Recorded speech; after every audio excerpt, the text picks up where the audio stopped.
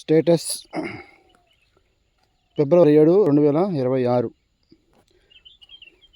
ఇగురు వస్తూ ఉంది. ఈ ఇగురికి ఈరోజు మందు కొట్టాము. తర్వాత దున్నిన తర్వాత గుంటకేసారు. గుంట తర్వాత గోధులు తోలేసి డ్రిప్పులు పరుస్తున్నాము. తర్వాత నీళ్ళు వేయాలి. ఇది ఈరోజుటి స్టేటస్. ఈరోజు ఇట్లా ఒక బస్తా నిమ్మకాయలు లైట్గా ఇగురు బాగానే వస్తుంది. లైట్గా పూత అక్కడక్కడ పూత కూడా వస్తుంది.